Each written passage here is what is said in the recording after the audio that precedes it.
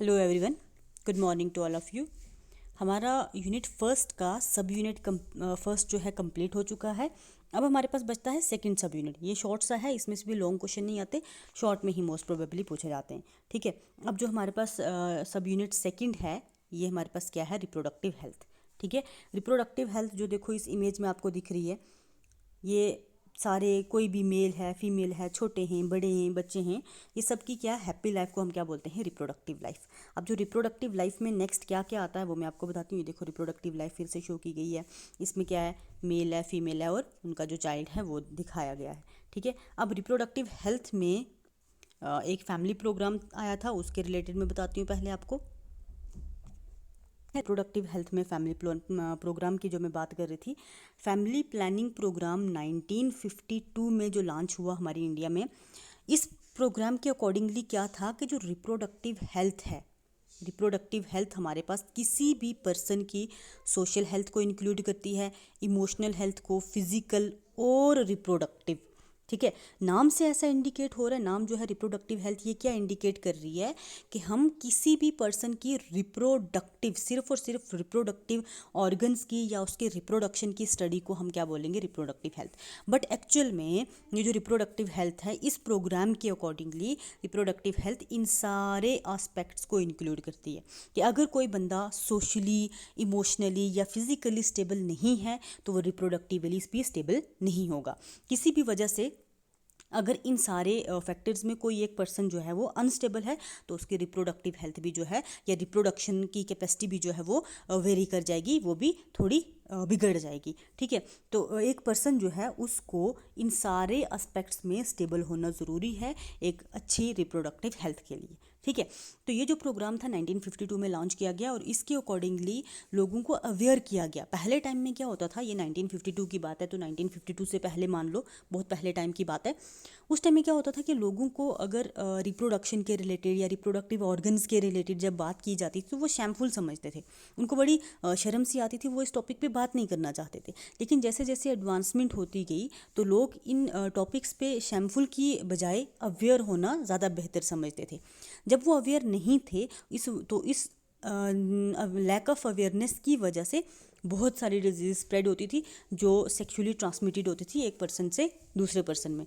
ठीक है, और इस प्रोग्राम का मेन बेनिफिट या गोल क्या था कि रिप्रोडक्टिव हेल्थ को अटेन किया जाए, लोगों को अवेयर किया जाए और लोगों को पूरा इस बहुत डेडली डिजीज़ से प्रोटेक्ट किया जाए। ठीक है, अब उसके बाद हमारे पास जो आती हैं वो हैं सेक्सुअली ट्रांसमिटेड डिजीज़।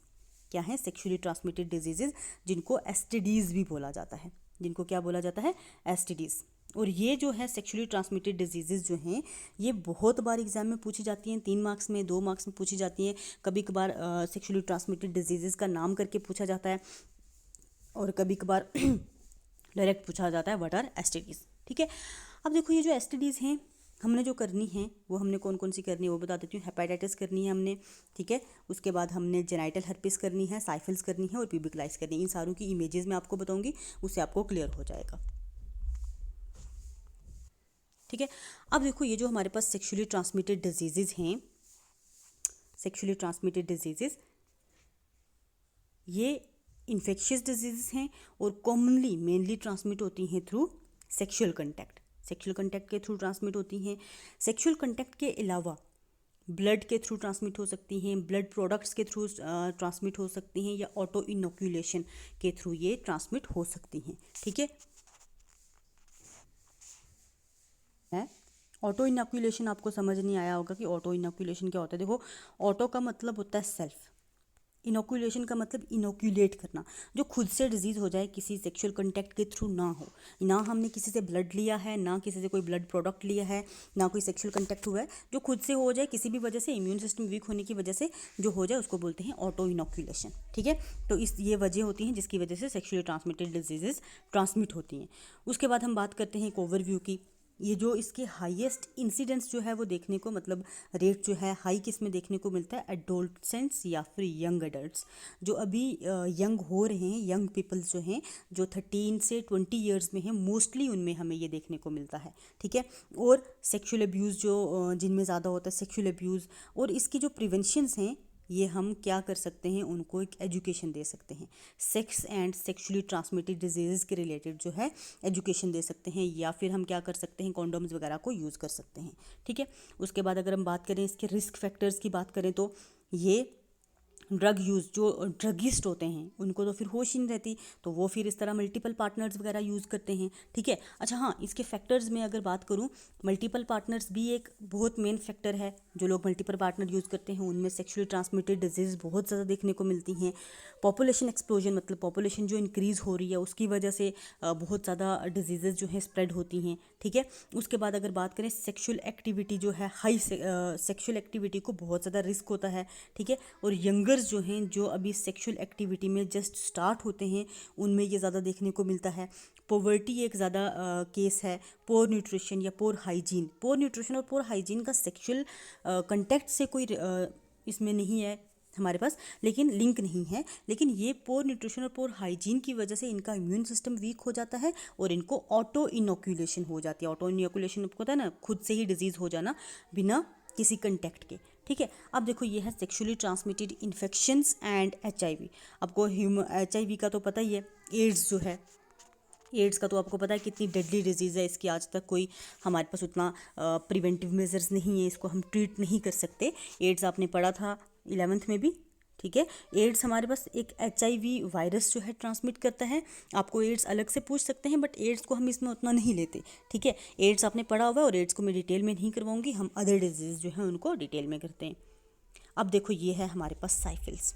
ठीक है, चलो इसकी पहले मैं दूसरी इमेज बता देती हूँ। हाँ, ये है हमारे पास साइफिल्स। ठीक है, साइफिल्स की हमारे पास 3 मेन स्टेजेस होती हैं, स्टेज 1, स्टेज 2 और स्टेज 3।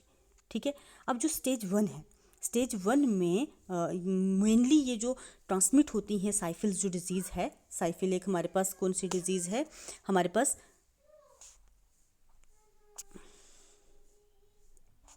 बैक्टीरियल डिजीज़ है। साइफिल्स जो है एक बैक्टीरियल डिजीज़ है। कॉजेटिव एजेंट जो है इसका बैक्टीरिया है ट्रिपोनीमा पैलेडियम। ठीक है, ट्रिपोनीमा पैलेडियम। ठीक है, ये एक बैक्टीरियम है जो साइफिल्स को कॉज कराता है। ठीक है, अब साइफिल्स की 3 स्टेजेस हैं, आपने स्टेजेस नहीं लिखनी, आपने सिर्फ सिम्टम्स लिखने हैं और उसका क्योर वाला लिखना है। ठीक है, जो इसके स्टेजेस होती हैं, पहली स्टेज पे सोर मतलब पेनलेस बनना शुरू होते हैं फोड़े, सोर्स को हम फोड़े ही बोलते हैं। पेनलेस फोड़े या तो हमारे माउथ के अंदर मतलब टंग वगैरह पे बनना शुरू होते हैं, या फिर रिप्रोडक्टिव ऑर्गन, माउथ और रिप्रोडक्टिव ऑर्गन पे सोर्स थोड़े थोड़े पेनलेस फोड़े। बिल्कुल हम उसका ज़्यादा पेन नहीं होता, इनिशियली ज़्यादा पेन नहीं होता, लेकिन बाद में उसका ज़्यादा इफेक्ट होता है। ठीक है, तो पेनलेस सोर्स बनना शुरू होते हैं स्टार्टिंग में, स्टेज 1 में। जब वो क्योर नहीं की जाती तो पूरी बॉडी पे बनना शुरू हो जाते हैं। पूरी बॉडी, यहाँ देखो पूरी बॉडी बताई हुई है, पूरी बॉडी पे ये फोड़े बनना शुरू हो जाते हैं। अगर फिर भी ये हमने ट्रीट नहीं करवाया, फिर ये 3rd स्टेज में इंटरनल ऑर्गन्स को इफेक्ट करेगा। इंटरनल वाइटल ऑर्गन्स को जब ये इफेक्ट करता है तो तब उसकी वजह से ये क्या हो जाता है, बंदे की डेथ हो जाता है। इसका बहुत हाई रिस्क होता है। ये देखो यहाँ लिखा हुआ है ट्रिपोनीमा पैलेडियम, जो हमारे पास क्या है, एक बैक्टीरियम है जो ये कॉजेटिव एजेंट रहता है किसका, साइफिल्स का। अब ये इमेज पे आते हैं, इसमें देखो प्राइमरी साइफिल्स, सेकेंडरी साइफिल और टर्शियरी साइफिल। प्राइमरी साइफिल पे ये पेनिस बताया हुआ है जिसमें पेनलेस सोर बनना शुरू हो जाते हैं। सेकेंडरी में देखो माउथ के अंदर बनना शुरू हो जाते हैं और फेस में बनना शुरू हो जाते हैं। उसके बाद टर्शियरी में ये वाइटल ऑर्गन्स को इफेक्ट करता है। ब्रेन बताया हुआ है, लिवर बताया हुआ है, ये आयोटिक मतलब हार्ट का बताया हुआ है। इन वाइटल ऑर्गन्स पे जब इफेक्ट करेगा जिसकी वजह से बंदे की डेथ हो सकती है। ठीक है, ये साइफिल्स है हमारे पास। उसके बाद ये साइफिल्स के ही सिम्टम्स बताए हुए हैं। साइफिल के सिम्टम्स क्या रहते हैं हमारे पास, फ्यू वीक्स में ये कैंसर्स जो हैं, कैंसर्स यही कैंसर्स का एक्चुअल मीनिंग होता है पेनलेस सोर, ऐसे फोड़े जिनका कोई खास दर्द नहीं होता। बिगनिंग जब होती है, कुछ हफ्ते जब होते हैं इस बीमारी को, तो तब पेनलेस कैंसर बनना शुरू हो जाते हैं, पेनलेस सोर्स बनना शुरू हो जाते हैं। देन उसके बाद ये ब्लड बोर्न बैक्टीरिया जो है यही पूरे ऑर्गन सिस्टम्स में स्प्रेड होना शुरू हो जाता है। Flu like symptoms, flu like symptoms का मतलब क्या हो गया, मतलब फीवर हो सकता है, हेडेक हो सकता है, बॉडी पेन हो सकता है, ये सिम्टम्स हो सकते हैं। ठीक है, उसके बाद रैशेज़ हो सकती हैं, बॉडी पे खारिश लग सकती है। म्यूकस पैचेस मतलब जो हमारी म्यूकस लाइनिंग्स होती हैं माउथ की मान लो या रिप्रोडक्टिव ऑर्गन्स की मान लो, वहाँ पे ये पैचेस बन सकते हैं। ठीक है, और उसके बाद ये इसके कुछ एक सिम्टम्स रहते हैं। और इसको क्योर कैसे किया जाता है, इसको क्योर हम करते हैं खुद को अवेयर करने से, ठीक है, खुद को अवेयर करने से हम इसको क्या कर सकते हैं, क्योर कर सकते हैं। और यूज़ की जाती हैं कुछ एक ऑइंटमेंट्स यूज़ की जाती हैं, मतलब जैसे कि एक हमारे पास परमिथ्रोन लोशन आता है, ठीक है, ये वगैरह यूज़ किया जाता है।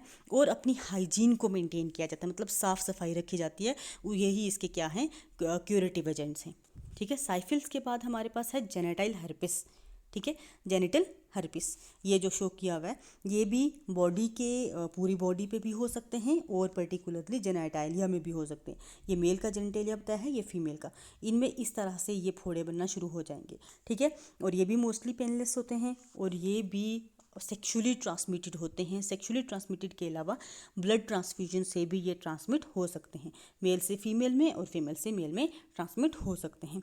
इसकी प्रिवेंशन के लिए या ट्रीटमेंट के लिए बेटाडीन यूज़ की जाती है, या लेसन्स जो फोड़े हैं उनको ड्राई किया जाता है, और ये कुछ एक से उसके नाम लिए हैं मेडिसिन के, ये यूज़ किए जाते हैं। अगर ये ट्रीट ना की जाए, ठीक है, ट्रीट ना की जाए तो ये न्यू बॉर्न बेबीज़ में भी ट्रांसफ़र हो सकती है और उनकी बॉडी में हाई रिस्क रहता है, उनको मतलब उतना हम कंट्रोल नहीं कर सकते, ठीक है। जेनाइटल हर्पिस, उसके बाद ये हमारे पास क्या है, प्यूबिक लाइस। जुएँ तो आपने देखी होंगी, लेकिन आज के टाइम में तो इतना कोई गंदा नहीं है कि उसको प्यूबिक एरियाज़ में जुएँ पड़ेंगी। ये प्यूबिक लाइस शो की गई हैं। ये एक्चुअल में जब वर्ल्ड वॉर कंडीशन हुई थी ना, वर्ल्ड वार जब हुई थी, वर्ल्ड वार फर्स्ट और वर्ल्ड वार सेकेंड, उस टाइम पे जो सोल्जर्स थे उनमें बहुत ज़्यादा ये लाइस की जो है डिजीज़ स्प्रेड हुई थी, क्योंकि ये वर्ल्ड वार काफ़ी टाइम तक चलती रही, काफ़ी सालों तक चलती रही थी, ठीक है। तो उस टाइम पे जो सोल्जर्स थे अपनी हाइजीन को मेंटेन नहीं कर पाए, तो उस टाइम पे ये लाइस का पूरी बॉडी पे अटैक हुआ था, ठीक है। सोल्जर्स में लाइसिस का पूरी बॉडी पे अटैक हुआ था। तो ये जो लाइस मैं बता रही हूँ, ये पर्टिकुलरली प्यूबिक लाइस, देखो ये थोड़ी बड़ी स्टेज है, ये इसके एग्स हैं, ठीक है। तो इस तरह से प्यूबिक लाइस भी सेक्सुअल कंटेक्ट के थ्रू ट्रांसमिट होती है। ये भी देखो प्यूबिक लाइस बताई हुई है, ये देखो किस तरह से इसका जो एडल्ट है, ये एडल्ट बताया गया है, ये इसके वही एग्स हैं, ठीक है। ये जो है सेक्सुअल कंटेक्ट के थ्रू प्यूबिक लाइस, पर्टिकुलरली हेड लाइस जो है वो इसके थ्रू ट्रांसमिट नहीं होती। एक और डिजीज़ है हमारे पास ट्राइकोमोनियासिस, ये पर्टिकुलरली हमारे पास फीमेल्स में होती है, ठीक है, मेल्स में नहीं, फीमेल्स में होती है। और फीमेल्स के वजाइना से एक येलो ग्रीन कलर का डिस्चार्ज और उसकी काफ़ी स्मेल होती है, ये रिलीज़ होता है, ठीक है। और इसकी वजह से डिस्कम्फोर्ट होता है इंटरकोर्स कपुलेशन में भी और यूरिनेशन, फीमेल जब यूरिन पास करती है या इंटरकोर्स होता है तब भी काफ़ी डिस्कम्फर्ट सा होता है, इचिंग वगैरह होती है, इरिटेशन और इचिंग होती है जेनिटल एरिया में, लोअर एब्डोमेन में पेन भी रहती है। और इसका इंक्यूबेशन पीरियड, मतलब इसके सिम्टम्स जो हैं 4 से 10 दिन बाद शो होते हैं।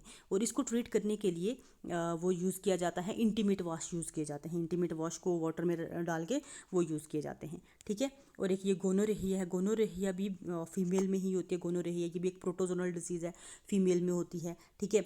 और इसमें तो खैर ये ट्रीटमेंट बताया हुआ है, आप सिर्फ इतना याद रखो, प्रोटोजोनल डिजीज़ है, फीमेल में होती है और फीमेल के वजाइना में इचिंग वगैरह होती है इसकी वजह से, ठीक है। फीमेल के वजाइना में बहुत ज़्यादा इचिंग होती है। तो ये है हमारे पास कॉमन सेक्सुअली ट्रांसमिटेड डिजीज़, ठीक है। इसकी मैं PDF आपको सेंड कर दूंगी, आपने वही करनी है। अच्छा हाँ, एक और डिजीज़ है हेपेटाइटिस, हेपेटाइटिस बी, वो यहाँ मैंने नहीं रखी उसकी इमेज, वो बहुत इम्पॉर्टेंट है, हेपेटाइटिस बी, हेपेटाइटिस बी, ठीक है। अब इसमें क्या होता है, ये जो डिज़ीज़ है ये भी ये हमारे पास एक वायरल डिज़ीज़ है। हेपेटाइटिस वायरस जो है वो कॉज करवाता है। और ये किस तरह की होती है, जैसे कि हमारे पास HIV वाली होती है ना वायरस, एड्स वाली, ये भी उसी के तरह रिलेटेड है, उसी की जैसी ही होती है ये। और इस केस में क्या होता है, ये ट्रांसमिट देखो किस तरह से होगी, सेक्सुअल कंटेक्ट के थ्रू, ठीक है, ब्लड ट्रांसफ्यूजन के थ्रू, ये इस तरह से ट्रांसमिट होती है। और इस केस में होता क्या है, स्टार्टिंग में जब ये इन्फेक्शन होगी, हेपेटाइटिस की इन्फेक्शन होती है, स्टार्टिंग में सोर्स वही फोड़े बनना शुरू हो जाते हैं और बाद में ये जाके किसको इफ़ेक्ट करती है, लीवर को, ठीक है। बाद में ये जाके लीवर को इफ़ेक्ट करती है। जो लीवर है वो बन जाता है हमारे पास फैटी लीवर, क्या बन जाता है, फैटी लीवर। और फैटी लीवर की वजह से ओबेसिटी हो जाती है, मोटापा आना शुरू हो जाता है, ठीक है। फैटी लीवर के बहुत सारे अलग से इफेक्ट्स हैं। तो फैटी लीवर बन जाता है किसकी वजह से, हेपेटाइटिस बी की वजह से। उसकी इमेज में चेक करती हूँ, अगर उसकी इमेज होती है तो मैं आपको वो बता देती हूँ। बताया हुआ है हमने क्या, फैटी लीवर बताया हुआ है, बिल्कुल लीवर जो है इस तरह से फैटी लीवर हो जाता है। सिम्टम्स देखो, जॉन्डिस हो जाता है, पीलिया जो होता है, देखो आइज़ पीली हो रही है, स्किन में बहुत ज़्यादा रैशेज़ होना, खारिश होना शुरू हो जाती है, एब्डोमेन पेन होना शुरू हो जाता है, फटीग और फ्लू लाइक सिम्टम मतलब फीवर हो सकता है, कोल्ड हो सकता है, हेडेक हो सकता है, ठीक है। और ये जो हमारे पास फैटी लिवर मोस्टली हो जाता है, ठीक है। ये क्या है हमारे पास, हेपेटाइटिस बी, ठीक है। ये इंपॉर्टेंट है, इसको अच्छे से देख लेना। वायरल डिजीज़ है, हमने जो की हैं वायरल डिजीज़ की हैं, बैक्टीरियल डिजीज़ की हैं और प्रोटोजोनल डिजीज़ की हैं, और एक लाइस जो है वो आर्थ्रोपोड डिजीज़ है, ठीक है। तो आज हम यहीं तक रखते हैं, नेक्स्ट हम करेंगे इसके अगला वाला जो टॉपिक है वो हम नेक्स्ट करेंगे।